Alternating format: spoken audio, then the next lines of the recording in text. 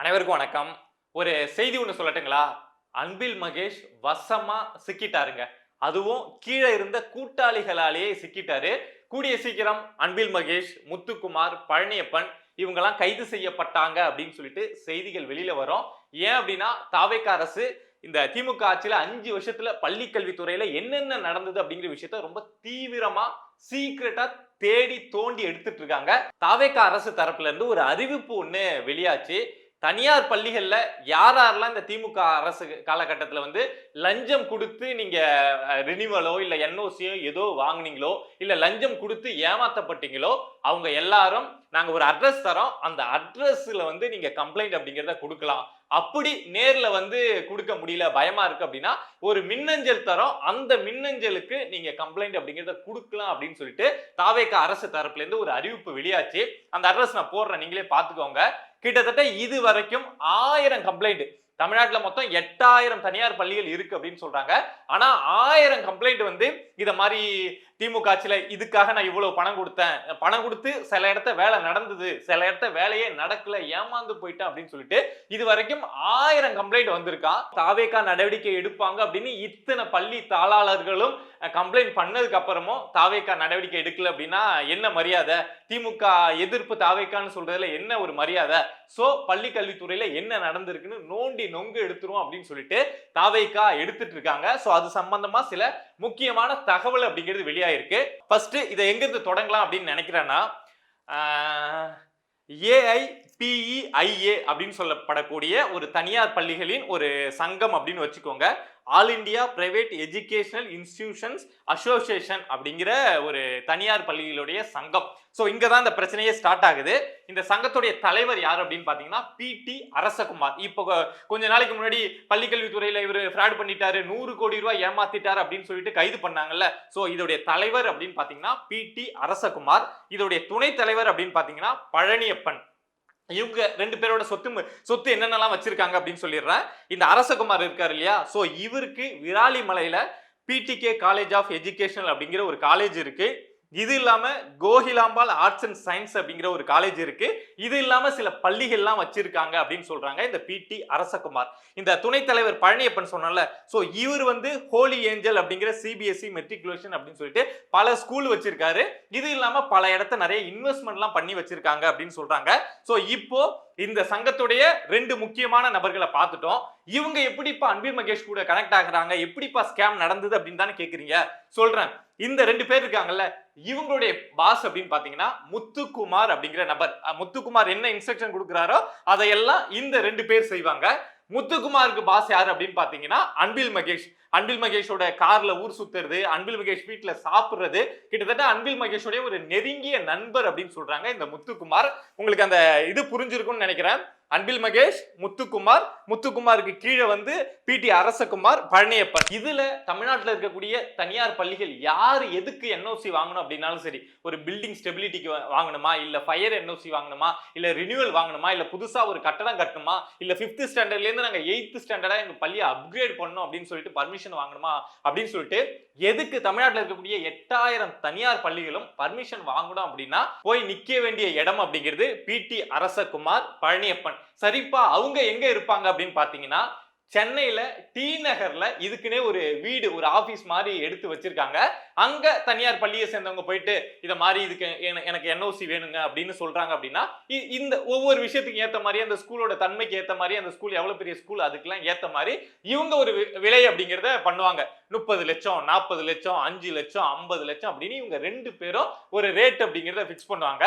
So அந்த பணத்தை வாங்கி, இப்போ ஒரு எக்ஸாம்பிளுக்கு சொல்றேன், ஏதோ கடலூர் டிஸ்ட்ரிக்ட்ல இருந்து ஒரு பள்ளி தாளாளர் போயிட்டு இத மாதிரி நான் புதுசா ஒரு கட்டடம் கட்டுறேன், எனக்கு என்ஓசி வேணும், பர்மிஷன் வேணும் அப்படின்னு கேக்குறாங்கன்னா அதுக்கு இத்தனை லட்சம் அப்படின்னு சொல்லிட்டு இந்த பிடி அரசகுமாரும் இந்த பழனியப்பனும் அமௌண்ட் அப்படிங்கறத வாங்கிடுவாங்க. நாங்க தலைவர்கிட்ட சொல்லி வேலையை முடிச்சு கொடுத்துருவோம், நீங்க போங்க, உங்களுக்கு வேலை முடிஞ்சிடும் அப்படின்னு சொல்லிட்டு அந்த தாளாளரை அனுப்பிச்சிருவாங்க. சோ அந்த வாங்கின பணம் இங்க இருந்து முத்துக்குமார் கைக்கு போச்சுன்னா அன்பில் மகேஷ் இதெல்லாம் டீல் பண்ண மாட்டார், அவர் இன்னும் பெரிய பெரிய விஷயம் டீல் பண்ணுவார்ல. சோ அன்பில் மகேஷோட அசிஸ்டண்டா இருக்கக்கூடிய முத்துக்குமாரோட கைக்கு போச்சு அப்படின்னா அடுத்த நாளே அந்த பள்ளிக்கு என்னென்ன பர்மிஷன் வேணுமோ, என்னென்ன என்ஓசி வேணுமோ எல்லாமே போய் சேர்ந்துரும். சோ இப்படிதான் இந்த ஸ்ட்ரக்சர்ல தான் இந்த 5 வருஷமா அன்பில் மகேஷும் அவருடைய கூட்டாளிகள் இவங்க எல்லாம் சேர்ந்து ஆட்டையை போட்டு இருந்திருக்காங்க. பலாயிரம் கோடி. தமிழ்நாட்டுல மட்டும் 8000 பள்ளிகள் இருக்கு அப்படின்னு சொல்றாங்க. அதாவது தனியார் பள்ளிகள் மட்டும். அப்பனா எத்தனாயிரம் கோடி அப்படின்னு நம்மளால கணக்கு போடணும் அப்படின்னா கால்குலேட்டர் வச்சு ஒரு பள்ளி வந்து ஒரு வருஷத்துக்கு எத்தனை முறை என்னென்னத்துக்கு பர்மிஷன் வாங்கணும் அப்படின்னு போட்டு பார்த்தோம் அப்படின்னா அது பலாயிரம் கோடிக்கு மேல வரும்.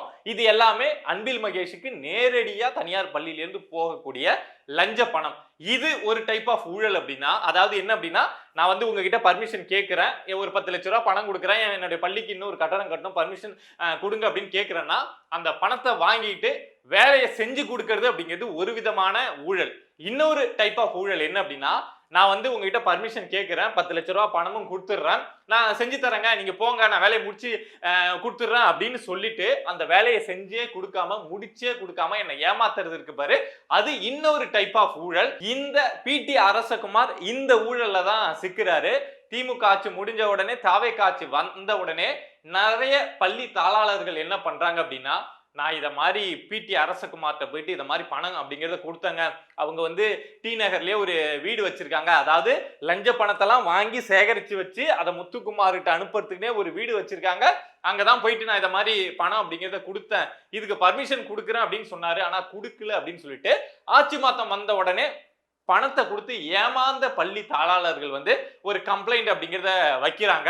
சோ ஒருத்தவங்க பேச ஆரம்பிச்ச உடனே நிறைய பேர் பர்மிஷன் கிடைச்சவங்க பணத்தை கொடுத்து வேலை நடந்துச்சுன்னா அவங்க நிறைய பேர் பேசலாம். ஆனா வேலை நடக்காதவங்க அடுத்தடுத்து கம்ப்ளைண்ட் கொடுக்கறப்பதான் தாவேகா அரசு என்னடா நடந்திருக்கு இதுல அப்படின்னு தோண்டி பாக்குறப்போ இந்த பிடி அரசகுமார் இத மாதிரி லஞ்சம் வாங்கிட்டு இத மாதிரி ஏமாத்தி இருக்கார். இவர் மட்டுமே, இன்னும் முத்துக்குமாரை பத்தி நம்ம பேசல, அன்பில் மகேஷ் பத்தி பேசல, இந்த பிடி அரசகுமார் மட்டுமே 100 கோடி ரூபாய்க்கு மேல ஸ்கேம் பண்ணிருக்கார் அப்படின்னு சொல்லிட்டு தான் இந்த குற்றச்சாட்டோட அடிப்படையில தான் பிடி அரசகுமாரை தூக்கி உள்ள வச்சாங்க. வச்சதுக்கு அப்புறம் தாவேகா அரசு என்ன ஒரு அறிவிப்பை வெளியிட்டாங்க அப்படின்னா, இத மாதிரி ஒரு அட்ரஸ் கொடுத்து, இத மாதிரி ஒரு மின்னஞ்சல் கொடுத்து, தமிழ்நாட்டுல நிறைய தனியார் பள்ளி முதலாளிகள் தாளாளர்கள் வந்து ஏமாந்து போயிருக்கீங்க, சோ யாராரு ஏமாந்து போயிருக்கீங்களோ, ஒண்ணு நீங்க பணம் கொடுத்து வேலை முடிஞ்சிருந்தாலும் சரி, பணம் கொடுத்து வேலை முடியாம இருந்தாலும் சரி, யாரா இருந்தாலும் வந்து கம்ப்ளைண்ட் கொடுக்கலாம் அப்படின்னு சொல்லிட்டு அட்ரஸும் மின்னஞ்சலும் கொடுத்தாங்க. இதுல யோசிச்சு பாத்தீங்கன்னா ஒரே ஒரு சந்தேகம் வரலாம், சரிப்பா எப்படி இந்த பணம் கொடுத்தும் ஏன் வேலை நடக்கல, அன்பில் மகேஷ் செய்யாம விட்டாரா, இல்ல முத்துக்குமார் செய்யாம விட்டாரா, அவருக்கு கீழே இருக்கக்கூடிய முத்துக்குமார் செய்யாம விட்டாரா அப்படின்னா, என்ன நடந்திருக்கு அப்படின்னா, இந்த பிடி அரசகுமாரும் இந்த பழனியப்பன் சொன்னல, இவங்க ரெண்டு பேருமே அப்படியே கொஞ்ச நாள்ல இவங்க தானே தாதா, கீழே இருக்கக்கூடிய பள்ளி தாளாளர்கள் அவங்களுக்கு எல்லாம் பாஸ் அப்படின்னு பாத்தீங்கன்னா இந்த பிடி அரசகுமாரும் இந்த பழனியப்பன் தான். அவங்களே அப்படியே கெத்தா மெயின்டைன் பண்ணிக்கிறது. ஏன்னா முத்துக்குமார்ங்கிற பேர் வந்து அப்படியே கொஞ்சம் சைலண்டா இருக்கும், அன்பில் மகேஷ் பேர்லாம் இதுல அவங்க பேச்சு வழக்குல அடியே படாதுன்னு வைங்க. சோ இந்த பிடி அரசகுமாரும் பழனியப்பன் தான் பெரிய டானு. சோ அவங்கள்ட்ட போயிட்டு ஒரு கரஸ்பாண்டன்ட் வந்து பார்த்து இது மாதிரி பணம் கொடுத்துட்டு வராங்க அப்படின்னா, ஆட்சி முடிவு வர அந்த நேரம் இருக்குல்ல, அந்த டைம்ல இந்த பணத்தை நாம முத்துக்குமாருக்கு கொடுத்து நமக்கு அவங்க கமிஷன் கொடுத்து இதெல்லாம் ஏன் பண்ணிக்கிட்டு அந்த பணத்தை மொத்தமா நம்ம ஆட்டையை போட்டுருவோமே, இத மாதிரி இவங்க வந்து சொல்லிட்டு போயிருக்காங்க, இவங்க பணம் கொடுத்துருக்காங்க அப்படிங்கிற அந்த பணம் அங்க முத்துக்குமாருக்கு போனாதானே அந்த பள்ளிக்கான அந்த வேலையே நடக்கும், அந்த என்ஓசியோ அந்த பர்மிஷனோ கிடைக்கும்.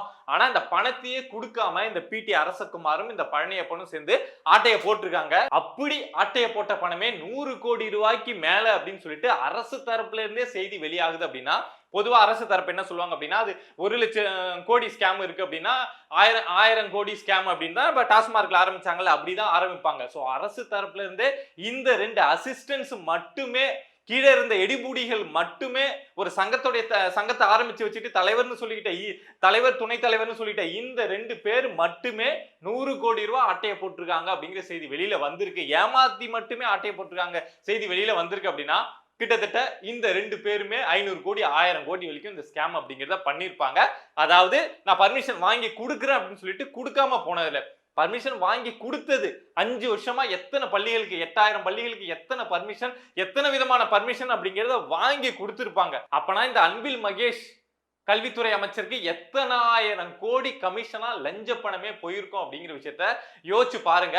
சோ இந்த ஸ்கேம தான் திமுக ஆட்சியில நடந்த இவ்வளவு பெரிய ஸ்கேம தான் இப்ப தாவேகா அரசு தோண்டி எடுத்துட்டு இருக்காங்களாம். சோ இதுல இந்த பிடி அரசகுமார் ஆல்ரெடி கைதாயிட்டாரு. சோ அடுத்தபடியா இந்த முத்துக்குமார், இந்த பழனியப்பன், இந்த அன்பில் மகேஷ் இவங்கலாம் கூடிய சீக்கிரம் கைது செய்யப்படுவதற்கான வாய்ப்பு உண்டு. சோ சீக்கிரட்டா வேகமா வேலை நடக்குது அப்படின்னு சொல்றாங்க. தயவு செஞ்சு கைது பண்ணுங்க. ஒரு மனுஷன் அவனுடைய வாழ்நாள்ல அதிகமா ஒரு ஒரு சம்பாத்தியத்துல அவன் அதிகமா செலவு பண்றான் அப்படின்னா, ஒண்ணு மருத்துவத்துக்கு, இன்னொன்னு கல்விக்கு. இந்த கல்விய வச்சு பொழப்பு நடத்துற இந்த அமைச்சர் அவங்களுடைய கூட்டாளிகளுடைய பொழப்புல தயவு செஞ்சு சீக்கிரம் மண்ணவாரி போடுங்க, கைது பண்ணுங்க.